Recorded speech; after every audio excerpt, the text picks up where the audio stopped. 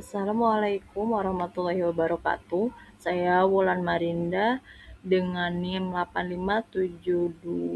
8572404156 ingin mempresentasikan tugas tutorial 2, yaitu peran filsafat ilmu dalam memperkuat ilmu pendidikan.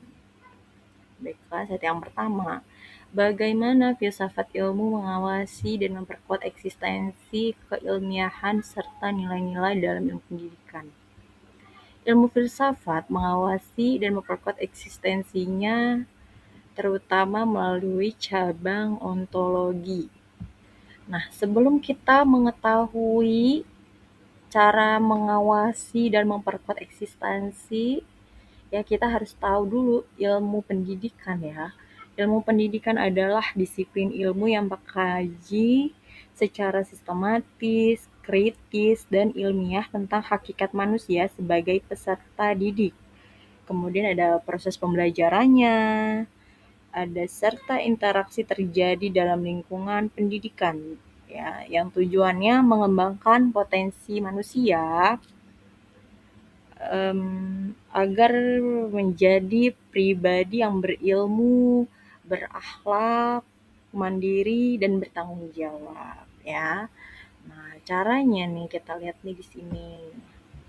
Filsafat ilmu memperkuat eksistensi ilmu pendidikan melalui cabang ontologinya dengan menetapkan objek kajian yang khas, ya.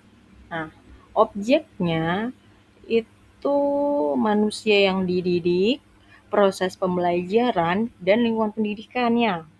Objek tersebut nyata, ya, dan berbeda dari objek ilmu lain seperti psikologi atau sosiologi. Nah, kenapa manusia sebagai peserta didik? Karena kan dia memiliki potensi, terus juga bisa berkembang, begitu. Nah, dia objeknya adalah manusia. Kemudian juga proses pembelajarannya itu berkaitan dengan interaksi bertujuan mengubah perilaku dan pengetahuannya. Terus juga kalau di lingkungan pendidikannya itu keluarga, sekolah, dan masyarakat sebagai konteks berlangsungnya pendidikan. Seperti itu. Selain objek material, gitu ya, sebagai objek, ini sini juga ada merumuskan objek formal. Objek formal itu di ilmu pendidikan, sudut pandang khusus dalam mengkaji objek material itu upaya sadar terencana, mewujudkan suasana belajar dan proses pembelajaran agar peserta didik aktif mengembangkan potensinya. Sudut pandang ini membedakan ilmu pendidikan dari ilmu lain yang mungkin mengkaji manusia tetapi tidak dari aspek pendidikan. Nah, sekarang mengawasi dan memperkuat keilmiahan ilmu pendidikan. Jadi, filsafat ilmu melalui epistemologi mengawasi cara kerja dan validitas ilmu pendidikan. Ya, pertama ada menguji metode. Filsafat ilmu mensyaratkan bahwa setiap metode penelitian pendidikan seperti eksperimen, studi kasus, harus objektif, sistematis, dan diverifikasi. Kemudian di situ ada menjamin syarat ilmu. Ilmu pendidikan diawasi agar memenuhi ciri-ciri ilmu. Ada nasional, empiris, sikap kumulatif, dan memiliki kebenaran yang dapat diuji. Kemudian ada membedakan ilmu dan non-ilmu. Filsafat ilmu membedakan antara pengetahuan ilmiah dalam pendidikan dengan mitos, tradisi, atau opini yang tidak teruji. Dengan demikian, kebijakan dan praktik pendidikan didasarkan pada bukti ilmiah, bukan sekedar kebiasaan. Kemudian untuk memperkuatnya lagi juga ada mencegah reduksi dan disorientasi ya.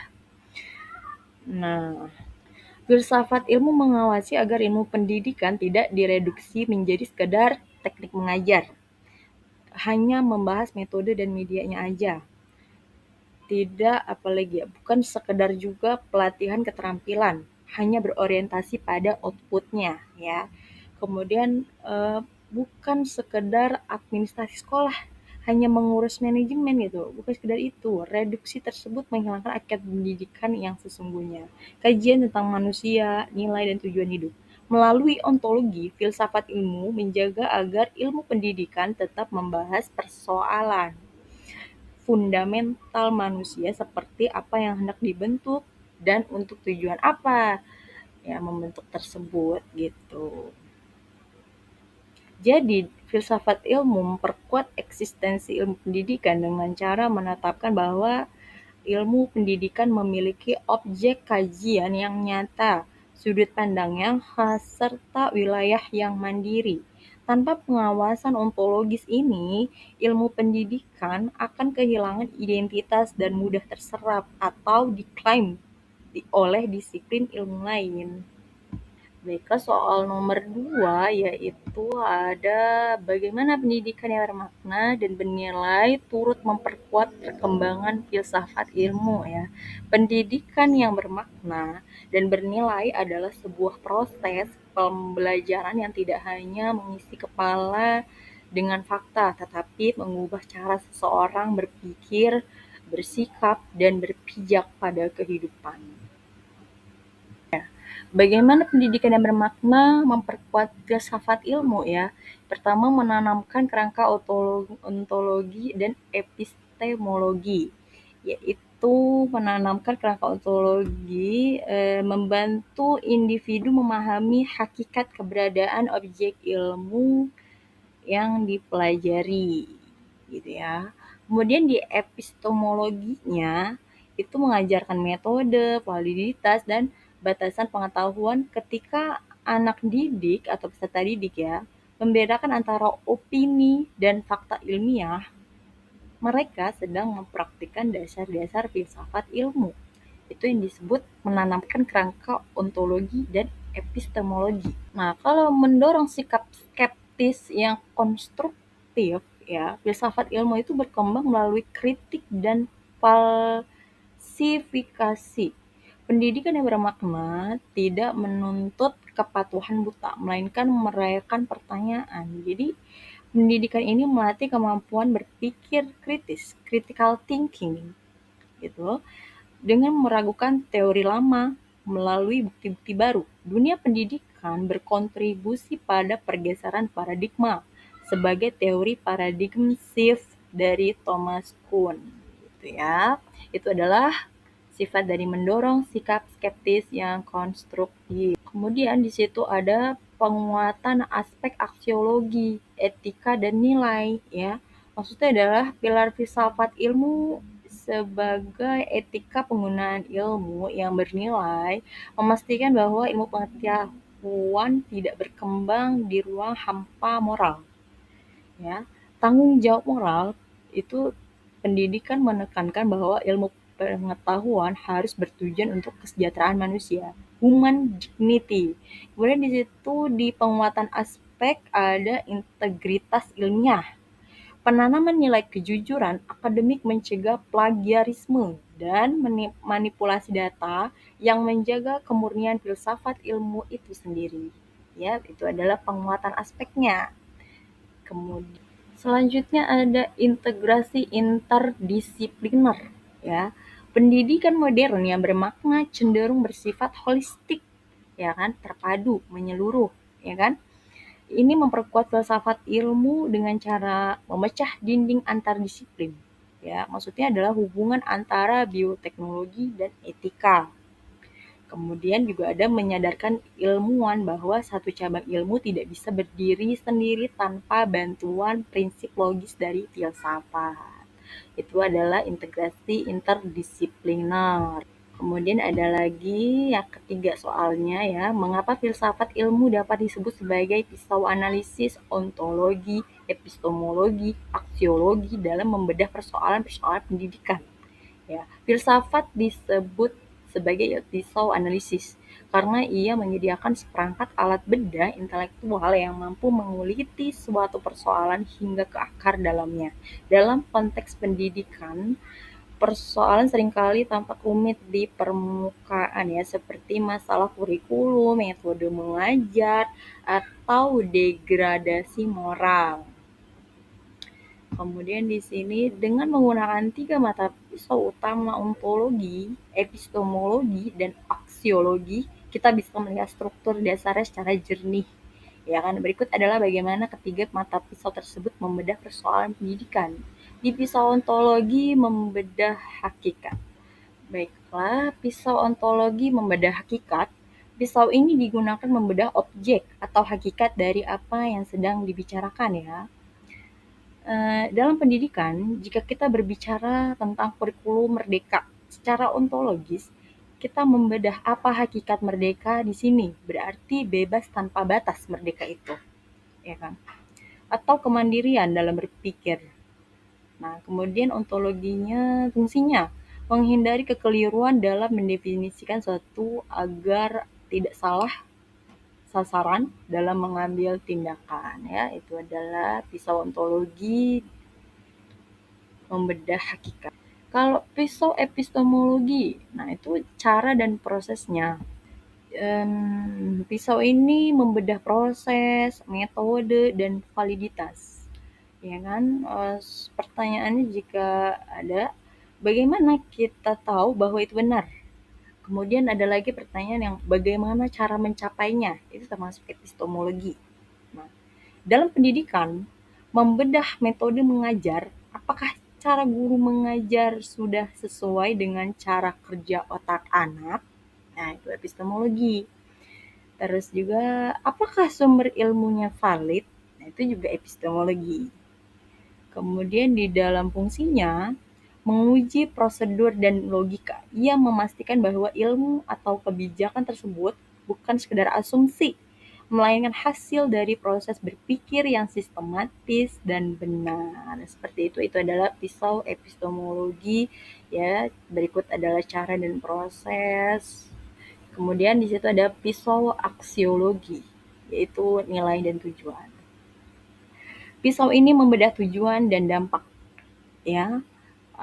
Kemudian ada yang bertanya, untuk apa ilmu ini digunakan dan apakah ini baik atau etis gitu.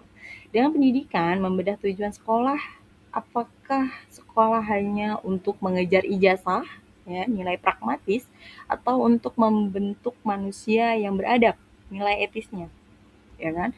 Fungsinya menjadi kompas moral. Ia memastikan ilmu pengetahuan tidak digunakan untuk merusak, melainkan untuk untuk kemaslahatan manusia seperti itu. Itu adalah pisau aksiologi. Jadi kemudian di sini ada contoh konkret penerapan filsafat ilmu dalam praktik pendidikan, misalnya dalam kebijakan kurikulum atau proses pembelajaran. Nah, pertama di situ ada dalam kurikulum analisis ontologi. Sebelum memulai kegiatan, pendidik harus memahami hakikat dari apa yang dipelajari dan siapa yang belajar. Analisisnya, apakah hakikat ilmu bagi anak usia dini? Gitu. Analisisnya itu termasuk dalam kurikulum nih. Apa hakikat bagi anak usia dini? Apa hakikat ilmu bagi anak usia dini? Kemudian apakah anak adalah botol kosong yang harus diisi teori warna ya, merah plus kuning sama dengan jingga? Nah, penerapan konkretnya, pendidik memandang anak sebagai peneliti cilik yang aktif. Objeknya warna, bukan sekedar teori di buku, melainkan fenomena fisik yang nyata. Kemudian ada kesimpulannya, saya tidak sedang mengajarkan teori warna. Ya, saya sedang memfasilitasi anak mengenal sifat benda secara langsung dilihat warnanya, dipegang, ya kan anak-anak tersebut kan dengan antusiasnya dengan warna, bermain warna. Kemudian dalam proses pembelajarannya itu disebut analisis epistemologi. Ya, pendidik membedah bagaimana cara terbaik agar anak usia 5-6 tahun benar-benar tahu tentang pencampuran warna. Analisisnya, apakah cukup dengan memberitahu ya ataukah melalui pengalaman langsung gitu. Nah, penerapan konkret menggunakan metode konstruktivisme. Pendidik menyediakan gelas plastik, air, dan pewarna makanan. Anak dibiarkan meneteskan sendiri warna biru ke dalam warna kuning. Jadilah jingga, ya kan? Kesimpulannya, pengetahuan yang valid bagi anak usia dini didapatkan melalui sensori motor dan eksplorasi, bukan hafalan. Anak menemukan kebenaran bahwa warna berubah melalui pengamatan matanya sendiri. Karena melihat secara langsung ada warnanya, seperti itu ya. Kemudian di sini adalah contoh konkret lagi dalam kebijakan evaluasinya ya. Di situ pendidik membedah apa nilai baik, saya ulangi, pendidik membedah apa nilai yang ingin dia tanamkan dari sekedar bermain warna, ya. Untuk apa anak belajar ini, gitu kan. Apakah hanya agar tahu warna atau tahu ada nilai karakter yang dibangun, gitu ya. Penerapan konkretnya, dinilai estetika anak menghargai keindahan warna baru yang tercipta. Dinilai etis atau karakter, anak belajar sabar menunggu giliran, teliti saat meneteskan warna, dan jujur melaporkan hasil percobaannya meskipun hasilnya mungkin coklat. Karena semua warna dicampur. Dia ada yang anak yang ngerti, ada anak yang nggak ngerti warna misalnya. Tapi itu nggak bisa disalahkan, anak tidak bisa dipaksakan. Ya. Kemudian di situ ada kesimpulannya, kegiatan ini bernilai karena melatih kemandirian, rasa ingin tahu, dan menghargai proses, bukan hanya hasil akhir warna yang bagus. Seperti itu. Terima kasih. Assalamualaikum warahmatullahi wabarakatuh.